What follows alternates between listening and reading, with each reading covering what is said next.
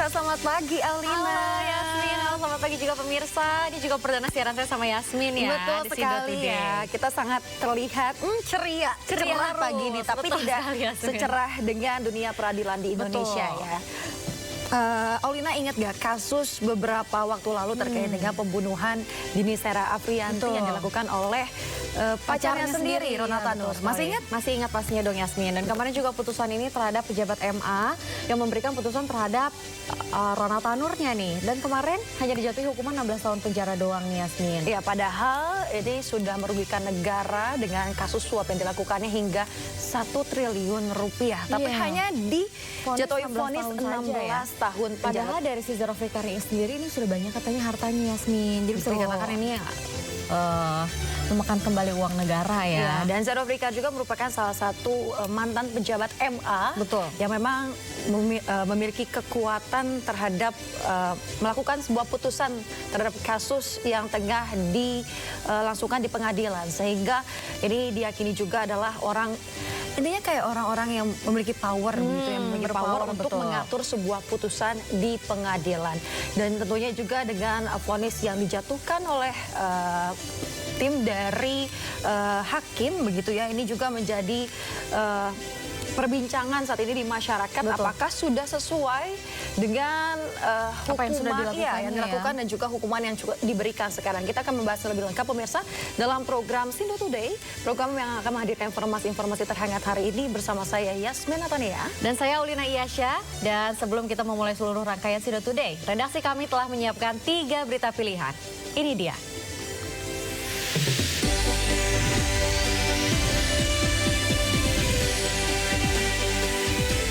Polda Jawa Barat menggerebek judi kasino berkedok tempat bermain futsal di Bandung, Jawa Barat.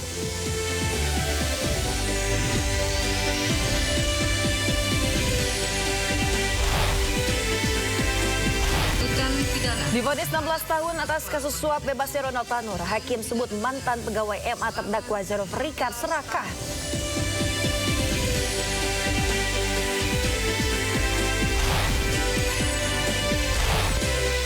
Serangan udara Zionis Iran gagal, justru berbalik arah menghantam wilayahnya sendiri.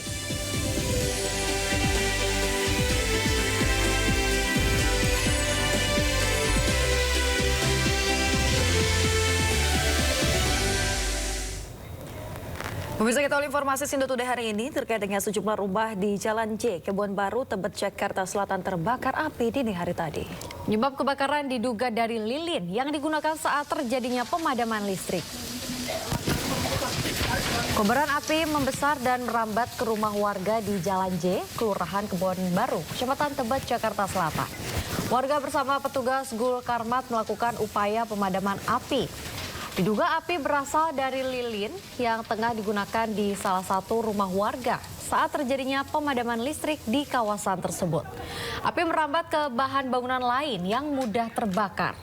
Dampak akibat kebakaran ini, sejumlah warga mengungsi di musola untuk sementara waktu. Jadi pas lampu mati, ya belum kejadian, setengah 2 itu lampu api udah gede, nggak bisa ditanggulangi. Sementara dari kawasan Kalideres, Jakarta Barat, pemirsa, akibat korsleting kabel tiang listrik di belakang SPBU terbakar. Khawatir kebakaran membesar, aktivitas penjualan BBM ditutup.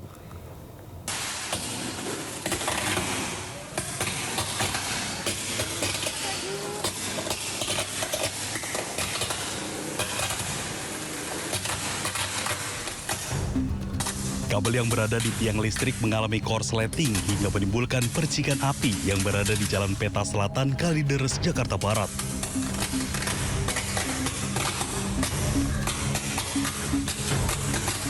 Peristiwa kebakaran yang berada di belakang pom bensin ini sempat membuat kepanikan sejumlah karyawan dan masyarakat yang tengah mengisi BBM.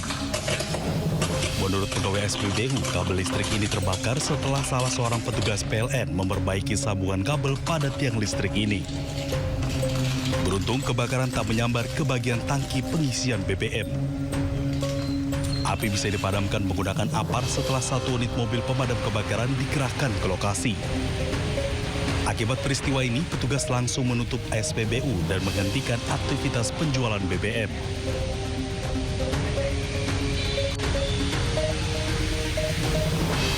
Dari Jakarta, Miftahul Gani, iNews melaporkan.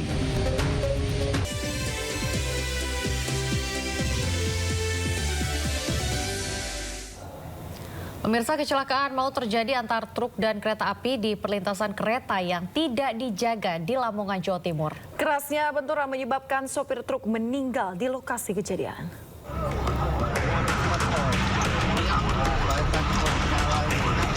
Kecelakaan maut terjadi antara truk tangki air dengan kereta api Ambarawa Express 265 rute Surabaya-Semarang di perlintasan kereta tanpa penjaga di Desa Karanglangit, Kecamatan Lamongan, Jawa Timur. Kejadian bermula saat truk tangki air yang dikemudikan Ahmad Ainun, warga Mojokerto, Jawa Timur, hendak melintasi perlintasan kereta tanpa penjaga. Diduga sopir kurang waspada dan tidak menyadari datangnya kereta hingga akhirnya tertabrak. Kerasnya benturan membuat sopir meninggal seketika di lokasi kejadian. Petugas dari Polres Lamongan bersama tim dari PT KAI kini tengah menyelidiki penyebab pasti kecelakaan dan mengevaluasi faktor keselamatan di perlintasan tersebut. Dari Lamongan, Jawa Timur, Abdul Wahid, iNews melaporkan.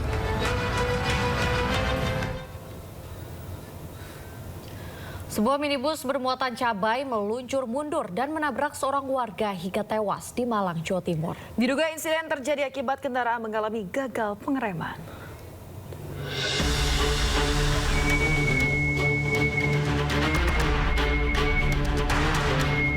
Warga panik saat sebuah minibus bermuatan cabai meluncur mundur saat hendak parkir di depan gudang cabai di Jalan Kebalen Wetan, Kedung Kandang, Kota Malang, Jawa Timur.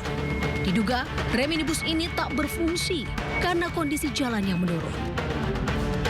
Minibus baru berhenti setelah melindas seorang warga, kemudian menabrak tembok rumah. Korban merupakan perempuan berusia 55 tahun yang biasa bekerja sebagai pemetik gagang cabai. Saat kejadian, ia hendak mengambil cabai untuk dibersihkan. Korban sempat berlari untuk menyelamatkan diri, namun mobil terlalu kencang hingga langsung melindasnya. Korban tewas langsung dilarikan ke kamar jenazah RSA Malang. Insiden kecelakaan ini ditangani unit Laka Lantas Polresta Malang Kota. Dari Malang, Jawa Timur, Denny Irwansyah melaporkan.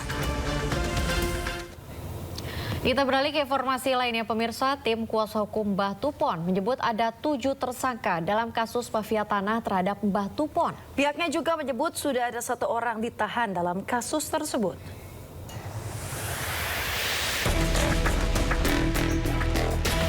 Kasus mafia tanah dengan korban Mbah Tupon, lansia buta huruf warga Dusun Ngentak, Kelurahan Bangunjiwo, Kabupaten Bantul, Daerah Istimewa Yogyakarta, memasuki babak baru. Tim kuasa hukum Mbah Tupon menyebut sudah ada 7 orang tersangka dalam kasus mafia tanah dan 1 orang telah ditahan di Polda DIY bernama Bibit Sukamto. Sementara itu, di tengah proses pidana, Mbah Tupon terseret dalam gugatan perdata di Pengadilan Negeri Bantul. Tim kuasa hukum Mbah Tupon juga akan berkoordinasi terkait strategi yang dihadapinya.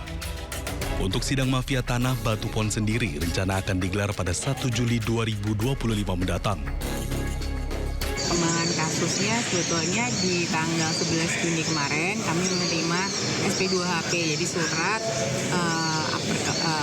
surat perkembangan hasil penyidikan gitu ya, surat pemberitahuan perkembangan hasil penyidikan dari Polda DIY. Jadi berdasarkan gelar perkara yang dilakukan pada tanggal 4 Juni 2025, Polda sudah menetapkan ada 7 tersangka. Kalau untuk persangkaan pasalnya sesuai dengan laporan ya, kami kan melaporkan ada penipuan, pasalnya penipuan, penggelapan.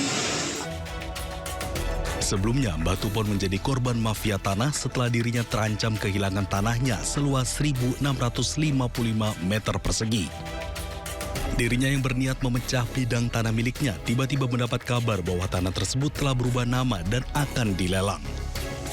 Dari Sleman, Yogyakarta, Heru Trijoko, iNews melaporkan.